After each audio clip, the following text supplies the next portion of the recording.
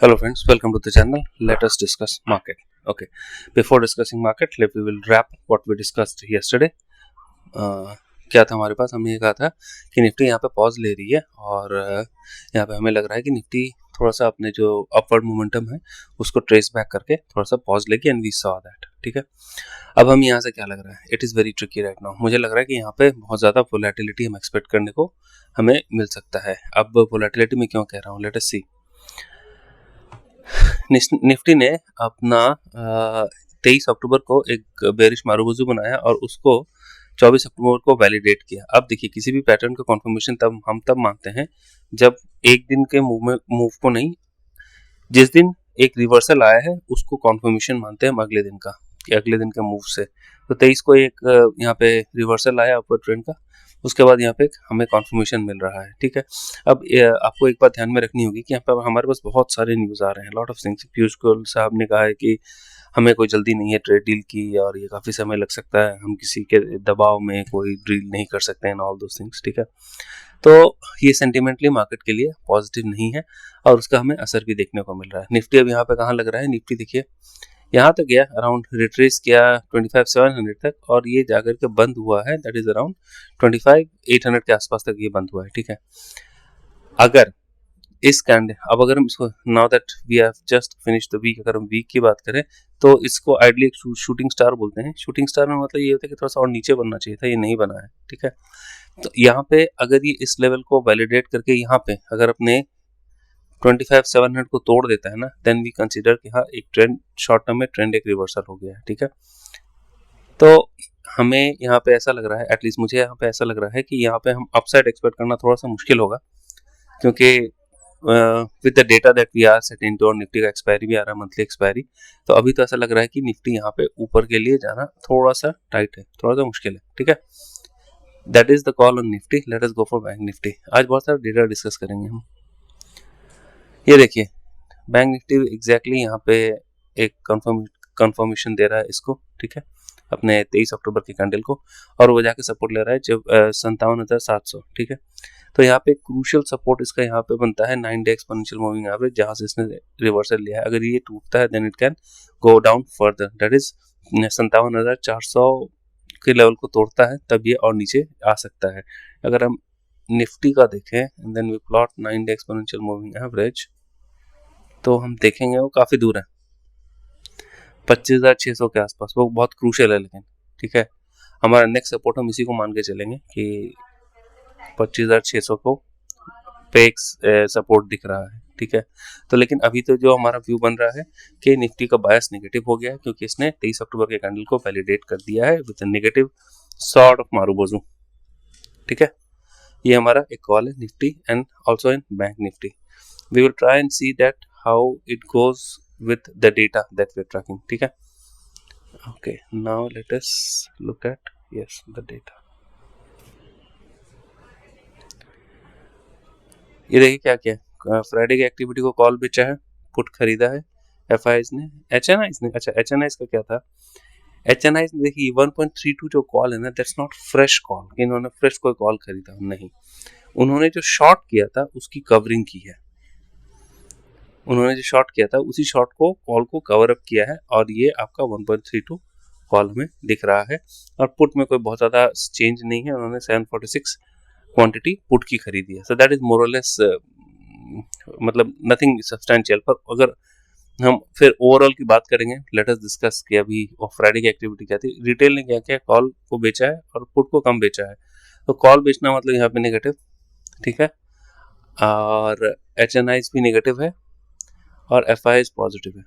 ठीक है, मतलब हम आप अगर इसको इस तरीके से देखें कि हमारे पास ज़्यादा कॉल था, कम हो गया है, कम कॉल था, ज़्यादा हो गया है, तो उस लिहाज से एफआईज आर नेगेटिव क्योंकि उन्होंने पुट ज़्यादा खरीदा है. एचएनआईज आपको पॉजिटिव दिख रहा होगा, पर पॉजिटिव मुझे लग नहीं रहा है क्योंकि उनका 1 लाख क्वान्टिटी पुट खड़ी है नेट पे, और ओवरऑल इन्होंने अपने कॉल्स को कवर किया है. ठीक है, और रिटेल की बात करें, रिटेल पे आप देखिए तो कॉल, इन्होंने कॉल ज़्यादा बेचा है और पुट कम बेचा है. तो कॉल ज़्यादा बेचने का मतलब है कि they are short in the market. ठीक है, नेट की बात करें, नेट में यहाँ पे देखिए पुट लॉन्ग है 2.62 lakh put long FIIs, call 53,000, that's nothing. HNI around 40,000 calls long है और 1 लाख पुट लॉन्ग है, that is again negative. So FIs and HNI negative. Retail जो है वो अराउंड 1 लाख कॉल शॉर्ट है और 4 लाख पुट शॉर्ट है, तो ये पॉजिटिव है। तो इन दोनों तीनों प्लेयरों में ये तो नेट पे शॉर्ट है और ये नेट पे लॉन्ग है, ठीक है। FIs की अगर बात करें तो FIs ने अपने शॉर्ट्स को कवर किया है, DIs ने अपने लॉन्ग्स को बढ़ाया है, HNIs ने अपने लॉन्ग्स को घटाया है and they are net short in the market. तो अब ये थोड़ा इंपॉर्टेंट है, ठीक है। इसको अगर हम ऐसे समझें कि इन्होंने HNIs ने जो है उन्होंने थर्सडे को जो कॉल शॉर्ट किया था, फ्राइडे को मार्केट गिरा करके उस शॉर्ट्स को कवर किया है। FIs की जो पहले शॉर्ट पोजीशन आ रही थी उसको उन्होंने कवर किया है, ठीक है। अब फ्यूचर में HNIs आर नेट शॉर्ट, ठीक है। तो ये सेशन थोड़ा वोलेटाइल हो सकता है, that is what my take is. Retail जो है, रिटेल 80,000 के आसपास कॉल लॉन्ग है, so nothing, no substantial change in that। Cash activity में FIs ने खरीदा है और इंडेक्स फ्यूचर पे भी कवर किया है। अगर हम इसको देखें तो निफ्टी में अराउंड उन्होंने 1200 करोड़ का लॉन्ग किया है, दैट इज अपने शॉर्ट्स को खरीदा है, और बैंक निफ्टी में 72-73 हज़ार के लॉन्ग्स को शॉर्ट्स को कवर किया है। कैश में 622 करोड़ को का उन्होंने बाइंग की है। देखिए ये बाइंग आप ऐसे देखिए कि ये कोई फ्रेश बाइंग नहीं होती है, ये ऐसा होता है कि मैंने किसी चीज को शॉर्ट करके रखा है, बेच करके रखा है, तो जब एक्सपायरी होने वाली होती है तो उस ट्रेड को क्लोज करने के लिए जो मैंने बेचा है उसको मुझे खरीदना पड़ता है, so that my trade is closed. आपको ये देखना पड़ेगा। उसी लिहाज से मैं कह रहा हूं जो HNIs का इतना ज्यादा कॉल शॉर्ट्स था, उन्होंने शॉर्ट्स को कवर किया है, खरीदा है। क्यों? क्योंकि 28 तारीख निफ्टी की एक्सपायरी है, तो हम ये एक्सपेक्ट कर सकते हैं कि यहाँ पे एक स्ट्रॉन्ग वोलेटिलिटी हमें देखने को मिलेगी, ठीक है। नहीं तो बायस अभी नेगेटिव ही है। अब दूसरी बात देखते हैं, let us come to the OI डेटा। OI में अगर हम देखें, एक सेकंड, हाँ,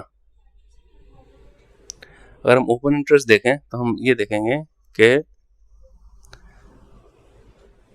26,000 तो दूर की कौड़ी है, हाँ 25,900 के ऊपर एक रेजिस्टेंस है और 25,700 छोटा मोटा सपोर्ट है। अगर ये टूटा तो सीधा 25,500 हमारे पास आ सकता है, ठीक है। ये हमें दिख रहा है यहाँ पे, ठीक है। तो अब मेरा यहाँ पे क्या कहना है, मेरा ये कहना है कि we will have to play out very measuredly, हमें बहुत देखना पड़ेगा, एक लेवल बेस्ड ट्रेडिंग करना पड़ेगा। क्यों? क्योंकि आप ये देखिए कि FIs के पुट भी बहुत सारे लॉन्ग खड़े हैं, तो ये पुट को वो कैसे, मतलब उनको फायदा कब होगा? उनको फायदा तब होगा जब मार्केट नीचे रहेगी, तभी वो इस पुट को कवर कर पाएंगे। जब मार्केट नीचे रहेगी तब उनको फायदा होगा, and then they will cover this put. Same is the case with HNIs। अब बस ये होता है कि उन्होंने कॉल क्यों कवर कर लिया, इसीलिए मैं कह रहा हूँ कॉल कवर कर लिया तो शायद एक इंडिकेशन मिल सकता है कि शायद अपने शॉर्ट्स को कवर करें, पर ऐसे कोई substantial news development over the weekend हुआ नहीं है, तो थोड़ा सा मुझे ट्रिकी लग रहा है और मुझे लग रहा है कि ये सेशन वॉलेटाइल होगा। इसीलिए 25,900 के ऊपर थोड़ा सा मुश्किल है, और 25,000 अगर 700 टूटता है तो फिर 25,500 भी पॉसिबल है, ठीक है। So this is what it is. मुझे ये लगता है कि यहाँ पे आकर के एक वोलेटिलिटी हमें देखने को मिलेगी। Now let us come to the other things that we track. Yes, Dow Jones को कोई दिक्कत नहीं है, वो अपने हाइज पे हाइज बनाया जा रहा है, ठीक है।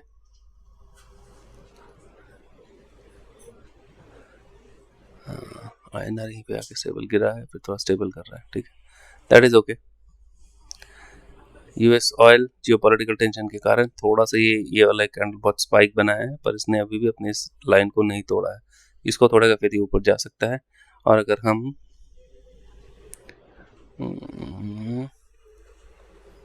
INR को देख ही लिया हमने, दैट इज फाइन। यील्ड को देखना था हमें,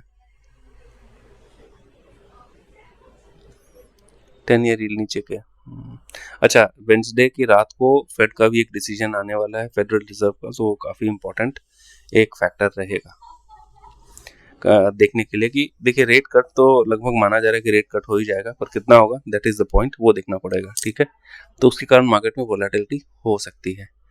गोल्ड, मुझे लग रहा है कि अगर ये इस लेवल को 1,21,000 तोड़ता है नीचे की तरफ तब ये और आ सकता है, नहीं तो यहीं पे मेरे ख्याल से शायद स्टेबलाइज करेगा। बिटकॉइन तो काफ़ी लोगों ने बिटकॉइन में they have lost lot of money and lot of life is well, पर हाँ बिटकॉइन यहाँ पे 1,03,000 के आसपास स्टेबिलिटी हमें दिखा रहा है। ठीक है, तो हमारे पास अब लेवल्स क्या बचते हैं, हमारे पास लेवल्स ये बचते हैं, अभी भी यहाँ पे काफ़ी सारे शॉर्ट्स खत्म हुए हैं, नीचे गया तो जो भी कॉन्ट्रैक्ट थे शॉर्ट्स देखिए, शॉर्ट्स को कवर किया गया है Nifty and bank Nifty both. तो मुझे लगता है कि निफ्टी का की सपोर्ट जोन आ रहा है 25,500 से 25,700 और रेसिस्टेंस आ रहा है 25,900, वो एक रेसिस्टेंस है, अगर उसको तोड़ता है तब we will think about it, पर अभी जो है हमें ऐसा लग रहा है कि इसी रेंज में निफ्टी रहेगा, बायस हमारा नेगेटिव रहेगा। ठीक है, हमारा बायस इसमें नेगेटिव रहेगा। ओवरऑल हैविंग सेड दैट, हम यहाँ पे अभी अपने वीडियो को इसलिए इस लेवल पे कंक्लूड करेंगे कि क्योंकि निफ्टी अभी न्यूज वाइज नेगेटिव है, चाइना का ट्रेड डील जो है वो मेरे ख्याल से शायद, एक second, US China trade deal,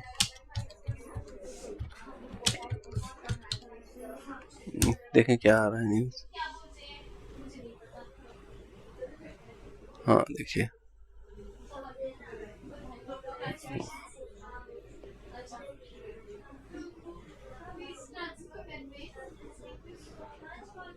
वगैरह कोई फ्रेमवर्क बन गया है ट्रेड डील का, तो शायद ये ग्लोबल मार्केट के लिए पॉजिटिव हो, अभी तक तो कुछ हमें पता नहीं है, पर हाँ ये this is positive for global market, US and China in particular.